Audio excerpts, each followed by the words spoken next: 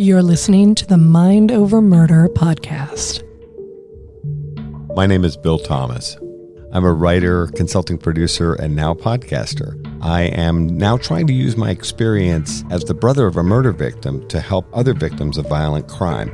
I'm working on a book on the unsolved Colonial Parkway murders, and I'm the co-administrator of the Colonial Parkway Murders Facebook group together with Kristin Dilley.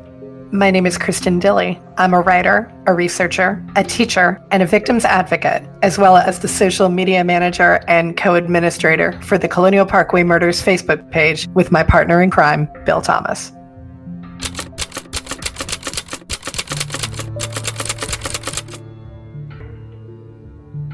Welcome to Mind Over Murder. I'm Kristin Dilley. And I'm Bill Thomas. We're back with a second episode of Ask Us Anything, Colonial Parkway Murders Edition. Wow, that sounds impressive. Yeah, we had so many amazing questions the first time around. We couldn't get to them all. And I think we still got more than 3/4 of the list left, actually. And more questions are coming in as we speak. I certainly don't want to be the person who's like, all right, guys, put a halt on that. So we're going to do as many as we have here, and then we'll just continue addressing as they come into us. Sounds good.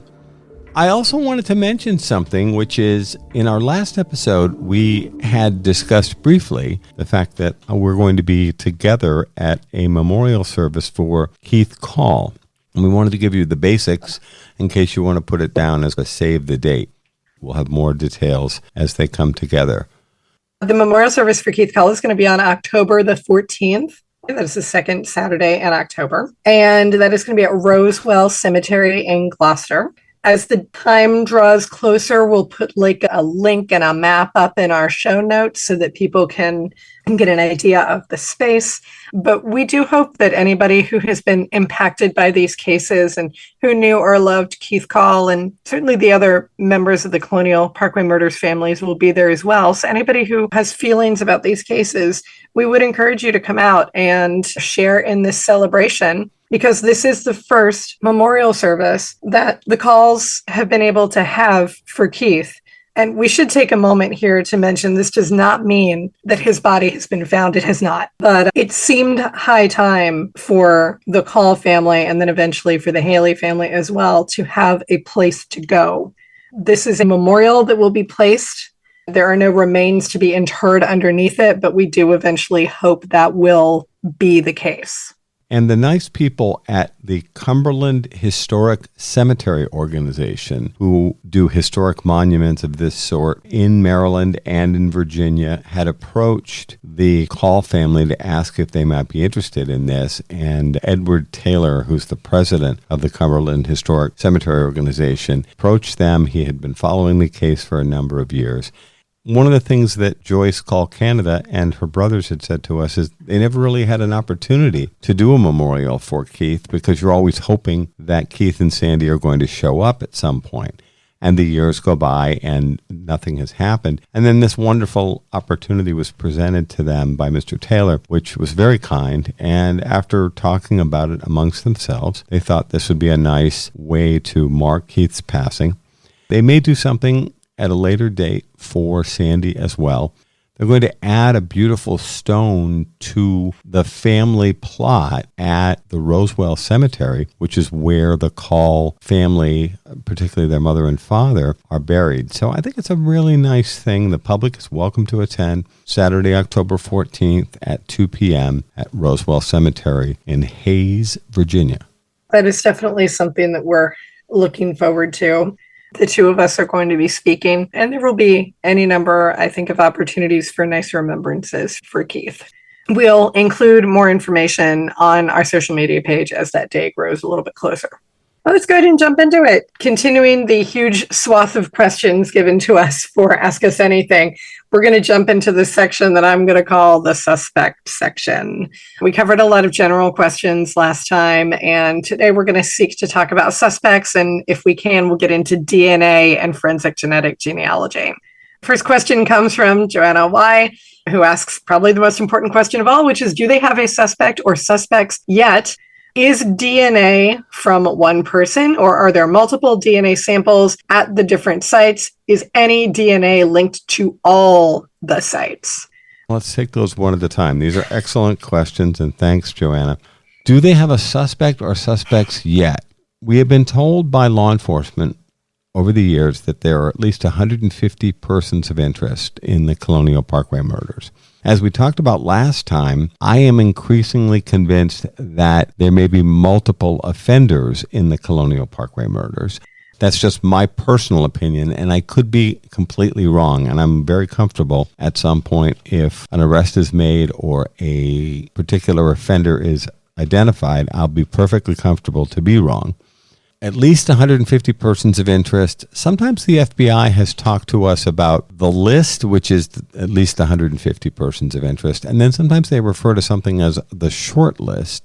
No one's ever crossed off the list, we're told, until an arrest is made and there's a conviction, so we're still not there yet. Sometimes they refer to the short list, and that's probably, and I'm ballparking here, 10 or 15 names that are the people they would regard as the most likely. As I said, no one's cleared, no one's taken off the list, but you might be on the less likely list. So I would put the number at probably around 10 to 15 suspects that are known to FBI or Virginia State Police at this point. I think they would regard them as the most likely suspects. I don't think this will surprise anybody who's been following Mind Over Murder and this case for a while. A number of them are law enforcement or former law enforcement. The next follow-up question to that is going to be, do you have names of a suspect or suspect? The answer for both of those is no, neither of us have names. We want to be fair to everybody. Obviously, 150 people cannot all be involved in the Colonial Parkway murders. And as we've seen in this case and in many others, you can destroy someone's life or certainly their reputation by insisting that it's involved in this or any other murder. They can't all be involved, and we're very uncomfortable naming suspects. The only time I think we'll cross that line is if an individual has died. We may be willing to discuss it, particularly if their name has appeared, sometimes repeatedly, in the media over the years. So sometimes we'll cross the line with someone who has died because I don't feel like we can really impugn their integrity in any way. And they're dead, and they probably wouldn't care much about it anyway. And if their families are upset, I understand. We're not saying anyone did it because we don't know. Exactly. And we do know that everybody out there has their sort of favorite shortlist suspect, and we're going to cover some of the specific names in this next set of questions that have come up.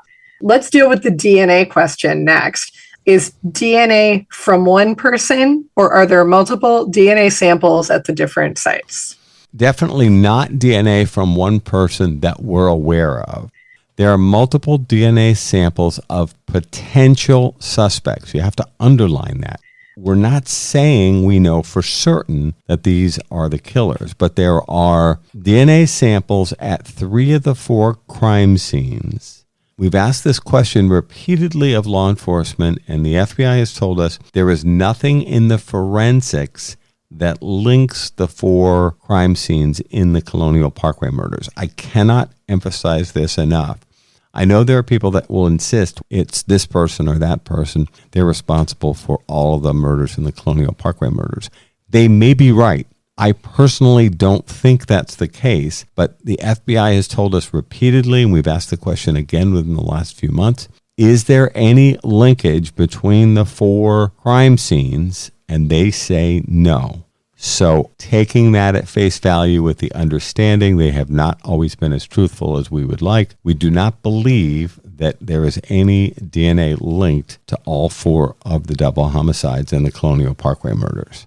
Which definitely blows holes in the serial killer theory that people are so very fond of. And I get it because it's a compelling theory. We want to believe that there is only one sicko out there murdering couples over a series of years in the 1980s. We don't want to believe that it may be 4 or even more sickos out there uncaught. But the fact that there is no forensic link to all 4 of the scenes blows a hole in the serial killer theory. But I know that's something that a lot of people want to hold on to because it seems like the most compelling and most interesting theory. But as you said, Bill, that may very well not be the case. It's also quite possible that some of the Colonial Parkway murders could be related. I have said all along, and I know you've said it too, Kristin, you and I both believe that incident number 4, Anna Maria Phelps and Daniel Lauer on Interstate 64, feels very different from the other crime scenes. I also think the Virginia State Police, who are the responsible agency for the Phelps-Lauer murder, have a good idea who they believe the killer or killers happen to be, who are people that have an association with Anna Maria and Daniel, but they've not been able to prove beyond a reasonable doubt that these individuals are responsible for their deaths. That one is one that I think could ultimately fall off the table of the Colonial Parkway murders because I think it may be an independent event. Because we did just pass an anniversary for that case in particular, we do want to emphasize that even if the case does eventually fall off the table, we are definitely not in any way going to give up on Anna Maria and Daniel's case. So until it is proven one way or the other that they either are a part or are not a part, we're still going to treat them as such, and we are still going to offer all the support that we can to the Phelps and Lauer families. And as you mentioned, Kristin, we just passed the 34th anniversary. They died over Labor Day weekend, 1989, and it's been 34 years since their murder. It's a sad anniversary, and as you've mentioned before, Kristin, 3 of the 4 double homicides here are all clustered together in the next 6 weeks or so. This is a time of year where we're thinking about all of the victims in the Colonial Parkway murders. We're going to be celebrating Keith's life in a couple of weeks. And at the same time, we're going to be marking the passage of yet another year for 3 of the 4 double homicides in this case. We're actually going to go ahead and present a question next from Mary Dowski. I think I can share her name because I'm about to share that she is Becky's cousin. And so Becky Dowski's cousin Mary actually asked us on the social media page, was Becky's past boyfriend from the UAE totally investigated and found not to be a suspect? It's been so long, I don't remember if he left the country immediately after speaking to authorities or no. Can you speak to that, Bill? I can. We're not going to mention his name because, again, we want to be fair to everybody. There's nothing that proves that this man is involved in Becky's murder. Becky's college boyfriend, who was a few years older than she was and also attending William and Mary at the time she was a senior, he had dated her. As we understand it, he took the relationship much more seriously than Becky did. He was looked at as a suspect, not necessarily to my level of satisfaction. I still think there are aspects to this man's life that were worthy of further exploration. It's difficult to get a straight answer out of the FBI. I'm sure you've heard me say that a few times, as to what exactly they did to look into this man's whereabouts. He was from the United Arab Emirates, which is a very conservative, Muslim-dominated country. This is in the 1980s. At the time, William and Mary was really promoting itself to international students, particularly students from the Middle East, and they had attracted a fair number of students from that part of the world. For what it's worth, the penalty for homosexuality in that part of the world was death, but it's just worthy of note. Supposedly, this man was in Washington, D.C. the weekend that Kathy and Becky were murdered. I've talked to you about this before, Kristin. I think that's a weak excuse. Now, remember, this is before cell phones, and so someone's whereabouts are a little harder to pin down. But what's the distance, would you say, from Williamsburg to Washington, D.C.? I'm actually Google mapping that right this second. It is 109 miles between here and Washington, D.C. So if I wanted to get to D.C., I could leave now and be there in 2 hours and 15 minutes, according to Google Maps. And that's with traffic, too, by the way. Yeah, so from my point of view, and again, Google Maps didn't exist back then either. Of course. In 1986, 2 hours and 15 minutes or so I don't think that's that strong an alibi. Supposedly, he was in D.C. that weekend.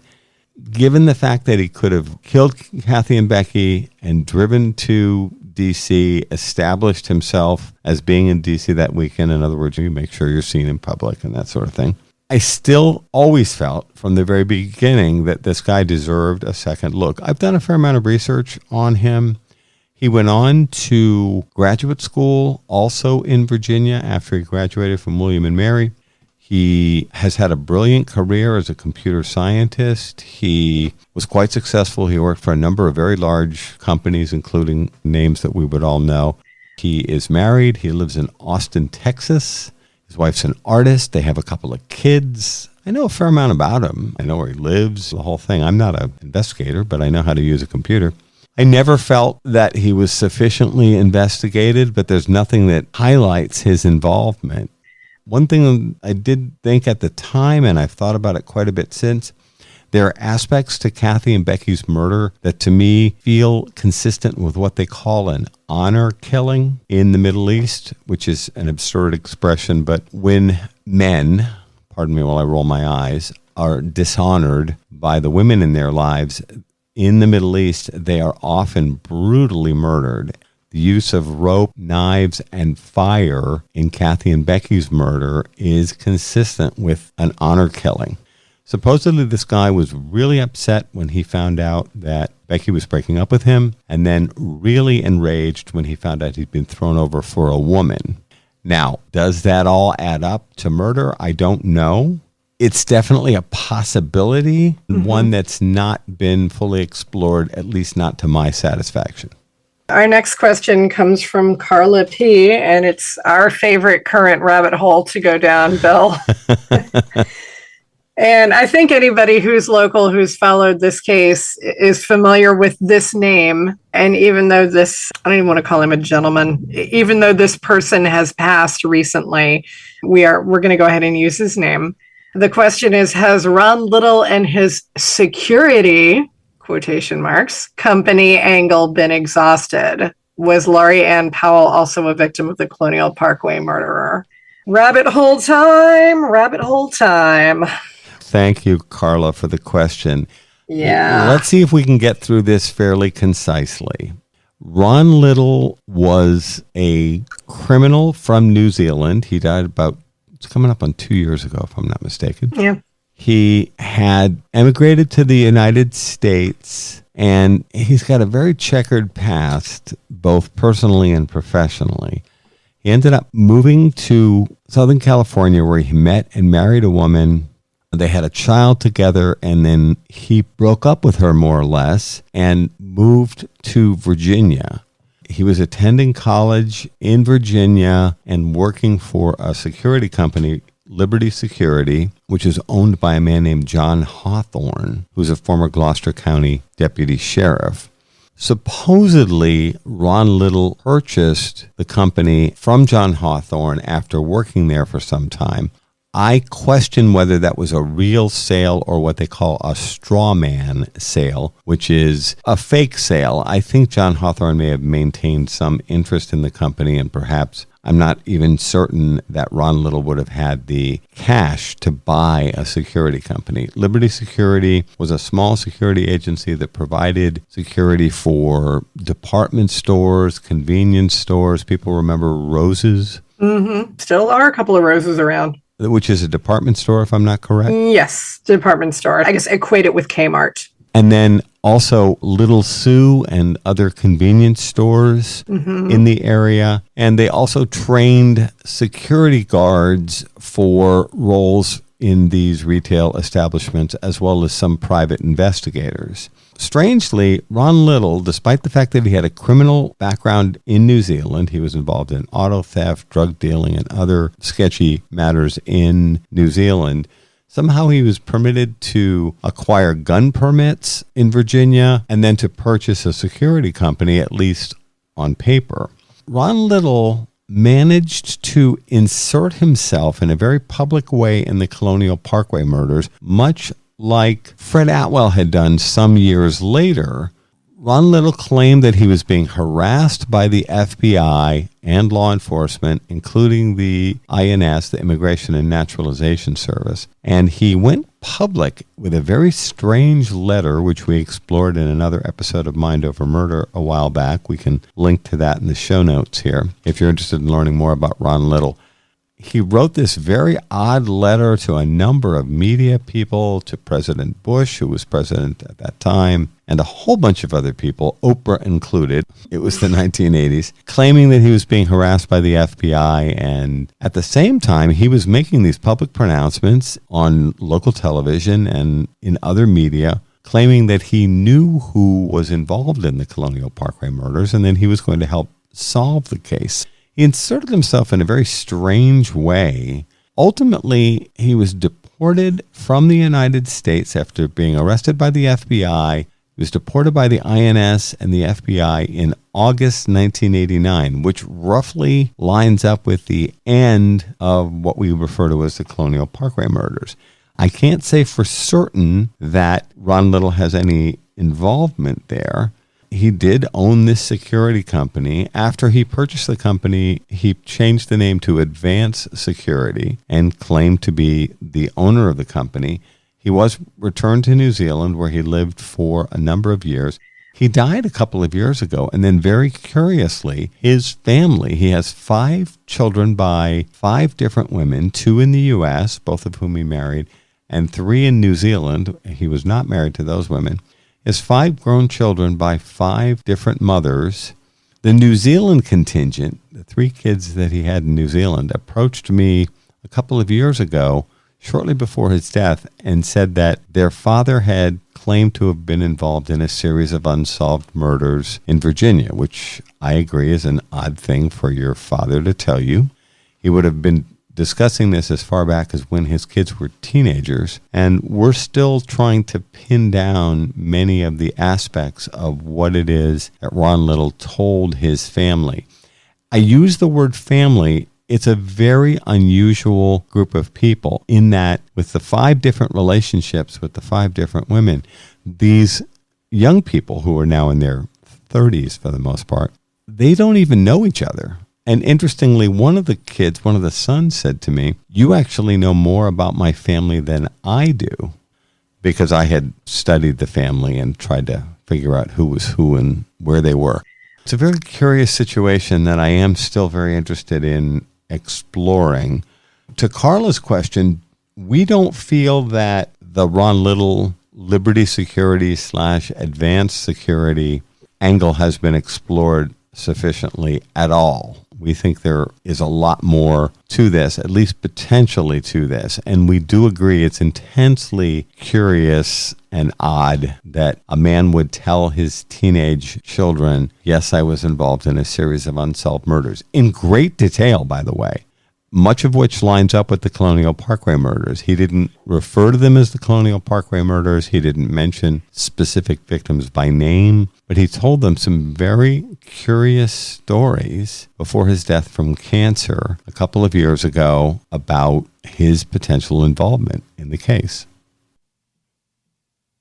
I want to make sure we get to the second part of Carla's question, which is, was Lorianne Powell a victim of the Colonial Parkway murder? And I think that if we need to continue to explore Ron Little, then I think we do need to take a look at Lorianne Powell and look at her potentially as being not a Parkway adjacent case, but as a case related to Ron Little. So if it does turn out, for example, that Ron Little and his security company were involved in the deaths of Keith Call and Sandy Haley, David Dalblain and Robin Edwards, then we also do need to look at Lorianne Powell because she did work for Ron Little. I feel like even calling Lorianne's case Parkway adjacent, I feel like there's a Venn diagram for some of these cases where bits and pieces overlap, but not all of them do.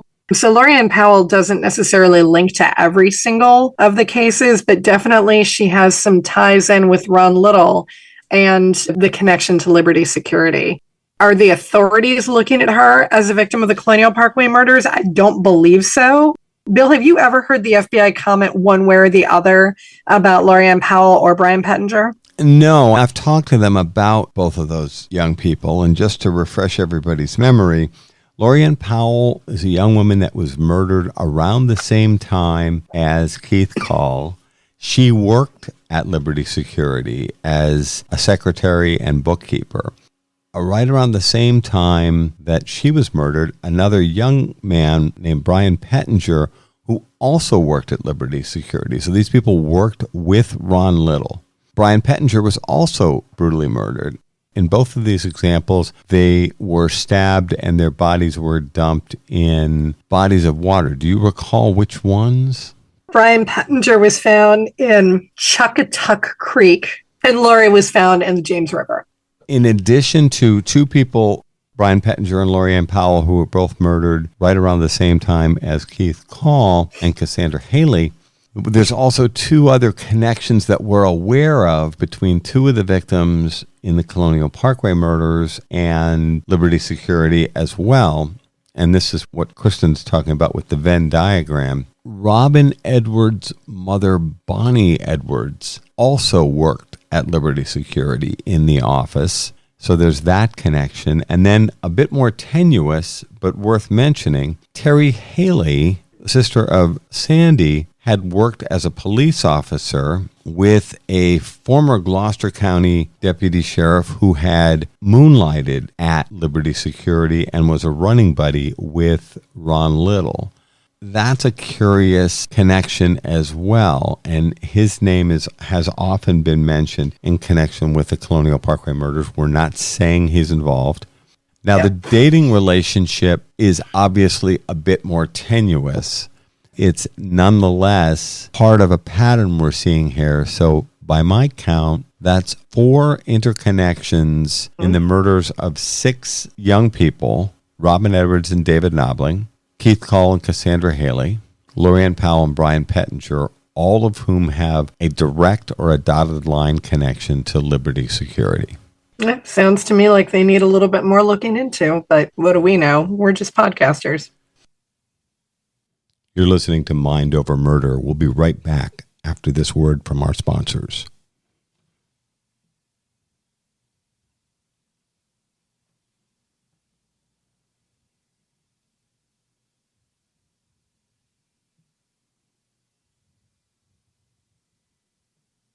We're back here at Mind Over Murder.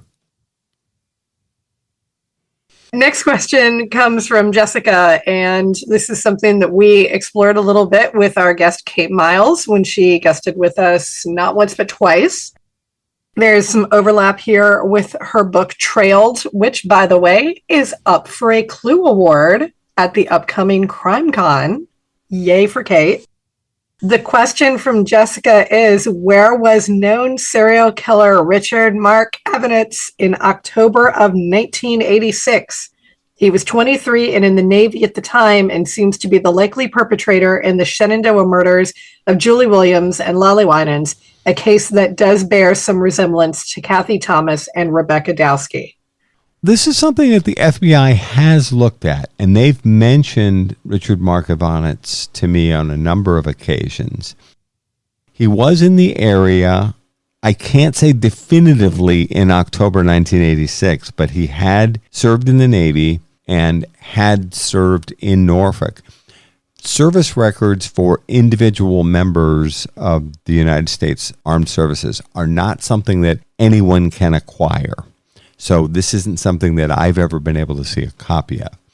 Catherine Miles, Kate, in her new book, Trailed, does explore the possibility that Richard Mark Evanitz could have been involved in the murder of Julie Williams and Lolly Winans. Jessica, you are correct. That case of Julie Williams and Lolly Winans is often compared to the murder of Kathy Thomas and Rebecca Dowski. They are admittedly 10 years apart, Kathy Thomas and Rebecca Dowski in 86, Julie Williams and Lolly Winans in 1996. They are both lesbian couples killed on 3-day weekends in national parks. They were both restrained with rope or other ties and both killed outdoors. So there's a lot of similarities. And even the FBI said they were exploring substantial similarities. That was the expression they used back in 1996 between the murder of Julie Williams and Lolly Winans, and specifically the murder of Kathy Thomas and Rebecca Dowski. Now, the Shenandoah, as Kristin can tell you, is about 180 miles away. Mm-hmm. We are talking about a 10-year gap. So it's a possibility, one that I think needs further exploration as to whether Ivanitz could have been involved. He's now deceased.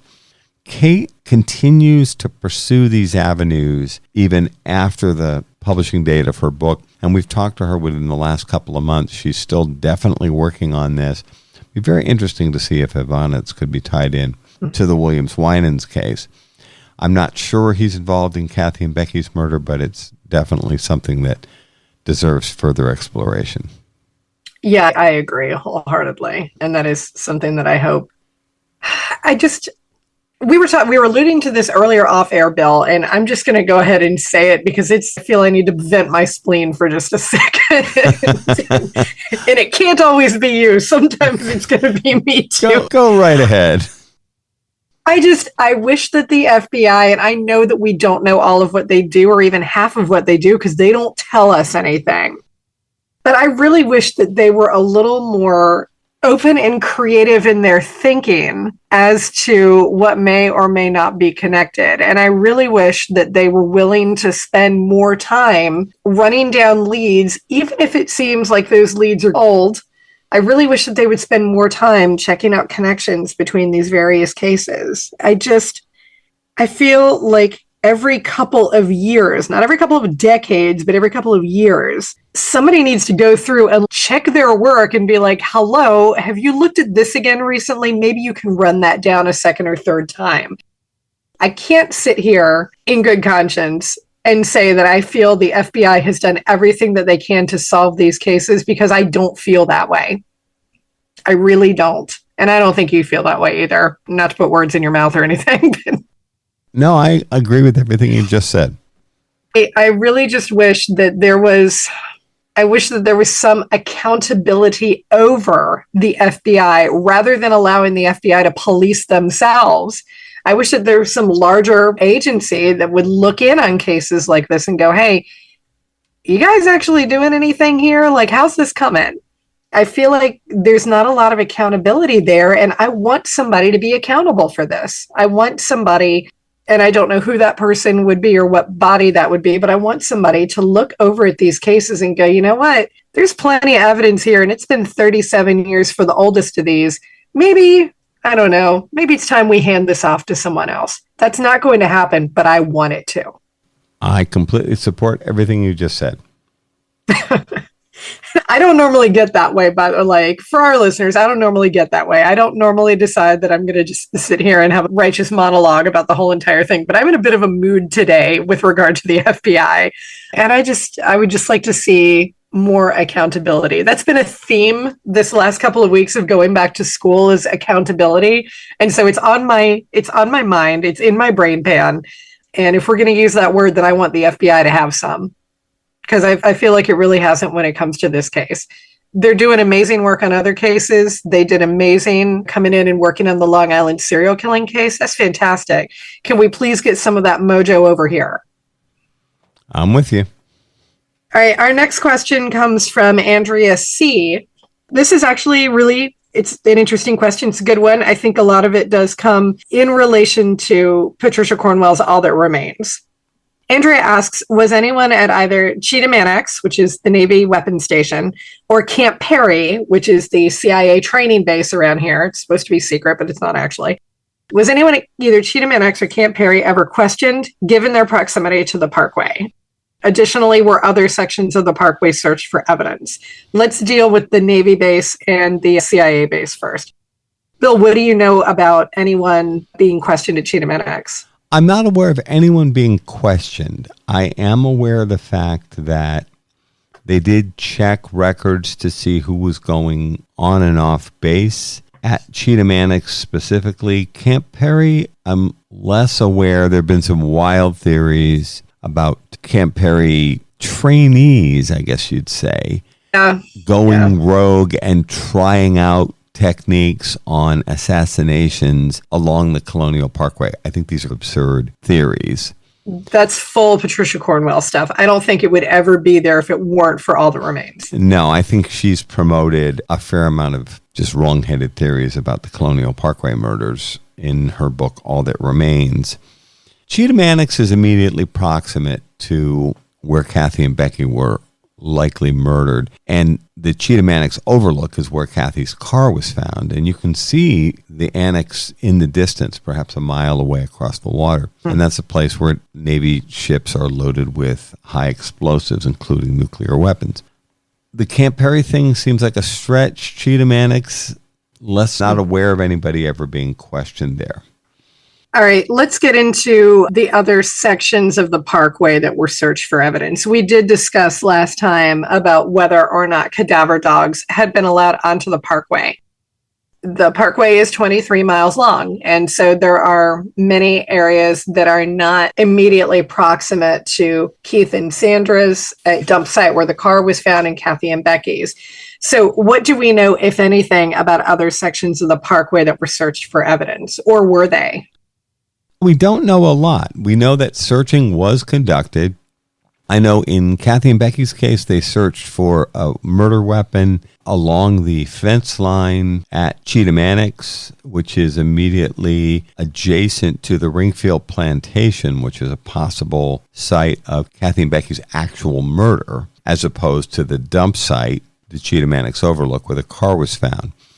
And in Keith and Sandy's example, there was pretty extensive searching on the ground along the banks of the York River, and I've seen photographs of divers looking for Keith and Sandy's remains. As a matter of fact, when they were searching for Keith and Sandy's remains, they actually found the remains of another man who was someone who had died after he had jumped or been pushed off a ship that was sailing likely outbound on the York River heading towards the Atlantic. So there were fairly extensive searches at the time of Keith and Sandy's disappearance. I know dogs were used. We discussed the fact that dogs were used back in 1988 when Keith and Sandy first went missing, and then brought back at different times, including in 2010, as we talked about in our last episode. The cadaver dogs were searching for Keith and Sandy's remains. So I can't tell you definitively where on the parkway. And as you mentioned, Kristin, it's 23 miles long. So we're talking about a lot of different places, and a lot of places, two rivers, the James and York rivers, swamps, woods. There's a lot of ground to cover there. They've certainly searched, particularly for Keith and Sandy, and so far without any success. Yeah, the biggest issue, I think, with looking for Keith and Sandy on sections of the parkway is just that it is so massive. I think, Bill, it was maybe the first year that we started working together, we had someone get a hold of us, and I ultimately ended up going to meet someone out in the woods. Thankfully, I had the forethought to bring a burly male friend with me. Remember this? Do you remember this? Yeah, it was somebody who thought that they had found what may have been some belongings of Keith's. Ultimately, they were not, and wanted me to take a look at a site. And then there were also some bones that were found, although they did not seem to be human bones. They were more likely like pig or horse or oxen. I am not the bone whisperer, so I do not have any way of knowing that for certain, but I know we took some photos. There's a lot of ground to cover. And so even the area where I went to meet this person, and I'm still thinking on that maybe that wasn't my brightest move in the whole entire world, but like when we're given that information, there are times when we just don't really have a choice. So I went with my burly male friend. But that section was in closer to Colonial Williamsburg. It was not on the section of the parkway close to the York River where Kathy and Becky were or Keith and Sandy were. There's just so much of the parkway. And it does run through, like you said, Bill, it runs along two different rivers. There's swampland, there's wetland, but then there's also a portion of it that runs right through Colonial Williamsburg. There is so much ground to cover. I would love to see like a full-scale search of the parkway, but I think also at that point it would be like to what end? Like, where do we stop? Do we do the whole entire 23 miles? What do we do? Yeah. I recognize it's a challenging situation. Yeah. Without question. And look, there are a lot of people that feel that regarding Keith and Sandy, who are the missing people that we're talking about here, because all of the other bodies were ultimately recovered, we're not even certain that Keith and Sandy ever were on the Parkway. Yeah, that does become problematic too. As we just have no way of knowing. Yeah, as we talked about last week, the Parkway isn't even on the way home. Yeah. From Christopher Newport University, where they were last seen at a party at around 1 or 1:30 a.m., heading home for what we believe is a 2 a.m. curfew. The Parkway is 15 to 20 minutes out of the way, as you mentioned last time, Kristin. So it's quite possible that the York River Overlook, where Keith's car was found, is a dump site for a car only. And then there's also the possibility, the York River, which is very deep and powerful at that point, and big enough for U.S. Navy ships to be sailing by, if somehow Keith and Sandy were forced to enter the water or shot or something like that, and their bodies dumped in the water, we might never recover them. So there's a lot of different factors here that I recognize we can keep searching forever. And I'm not opposed to searching. Right. There have been times when our FBI agents have said there were specific places they'd like to take a look at, and hopefully they've taken the opportunity to do that. This is a really tough situation because we don't even know that Keith and Sandy ever actually made it to the Parkway. We've had people in the past who have reached out to us and said, have you ever checked out anything on Crawford Road? Crawford Road is also an area that is known as a body dump site. There have been bodies dumped in the woods around Crawford Road. There's also a little covered bridge down there that all the kids say is haunted. There's all sorts of crazy stuff. But we've had plenty of people reach out and say, oh no, they were probably never on the Parkway, but have you checked Crawford Road? We could check all of the wooded areas and creepy roads around here for years on end, and there would never be any way of determining where exactly they went to after the party.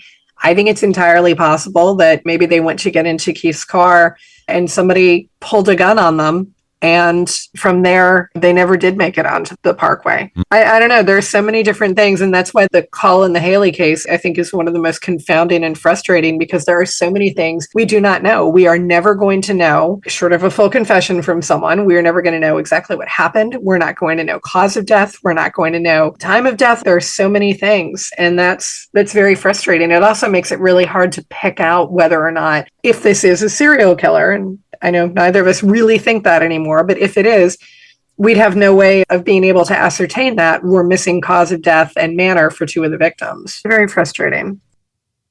We're going to wrap up our suspects episode with one final question from Sarah. Sarah P. asks, did the police or the FBI ever look into Stuart Duke as a suspect? He was convicted of killing a guy in the mid-90s and dumping the body in Lake Gaston. Maybe this was not his first time. I can't say for sure that they looked at Stuart Douglas Duke Jr., who's now changed his name to Punalero Dancing Buck. Apparently he's... I'm sorry, say that again. Punalero Dancing Buck. He's legally changed his name. He did kill a man in November 1994. His victim's name was Kenneth Villa, and apparently he stabbed the man, Mr. Villa, 131 times before dumping his body in Lake Gaston near the John Kerr Dam, which was considered the deepest part of the lake.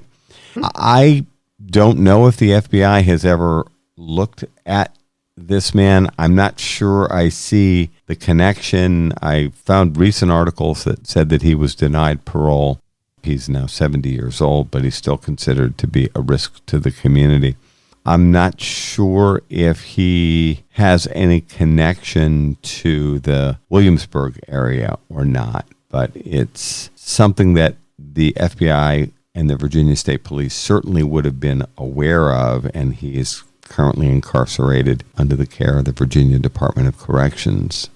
And he is in Augusta Correctional Center in Craigsville, Virginia.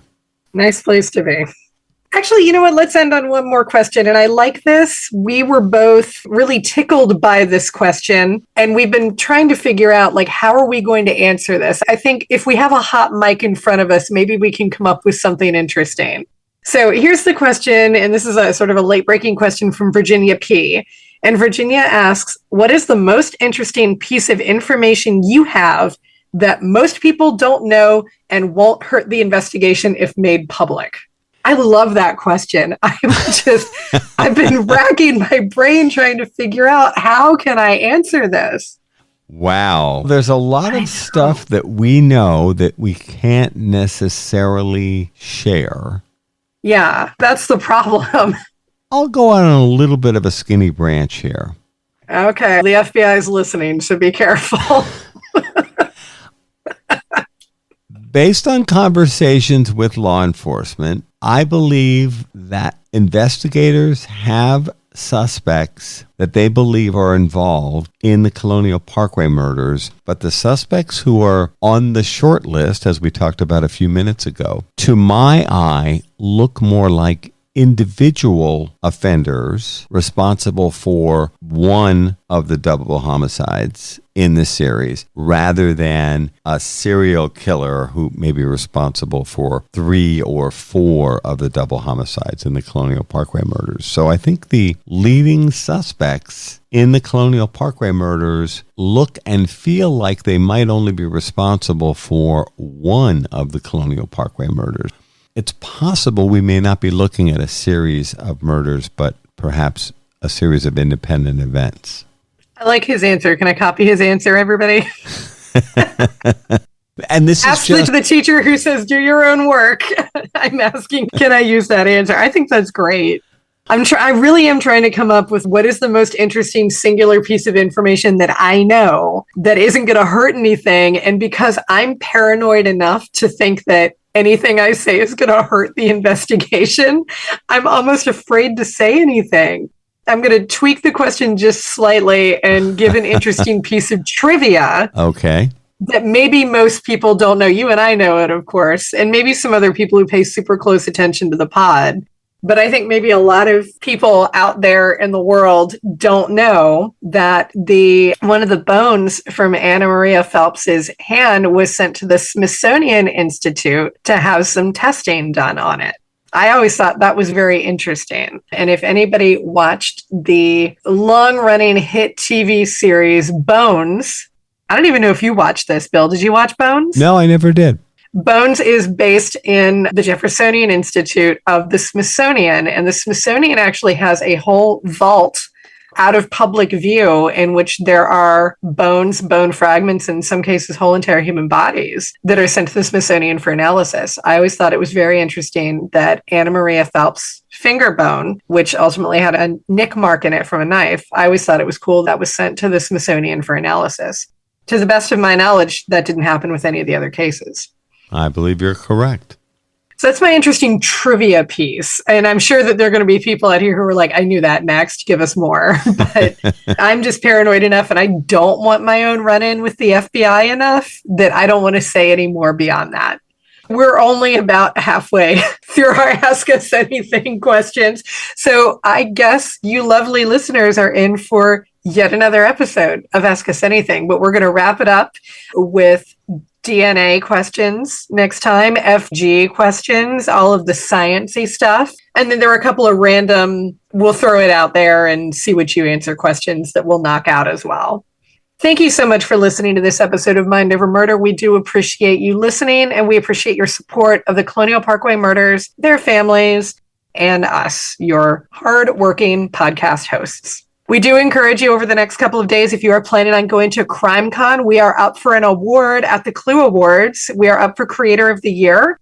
So if you are going to CrimeCon, and this is open only to CrimeCon attendees, if you are going to CrimeCon, please vote for us on our social media page for Creators of the Year. You can just go to the link. You can click the box underneath our name, and one check mark will go in our corner. I almost feel like I shouldn't vote for myself, but you're darn right. I'm going to vote for myself. Okay. Thank you so much for listening to this episode of Mind Over Murder. We'll see you next time.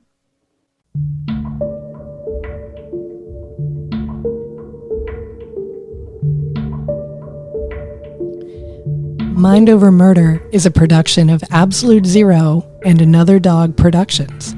Our executive producers are Bill Thomas and Kristin Dilley. Our logo art is by Pamela Arnois. Our theme music is by Kevin MacLeod. Mind Over Murder is distributed in partnership with Crawlspace Media. You can follow us on Facebook, Twitter, or Instagram. You can also follow our page on the Colonial Parkway Murders on Facebook. And finally, you can follow Bill Thomas on Twitter at BillThomas56. Thank you for listening to Mind Over Murder.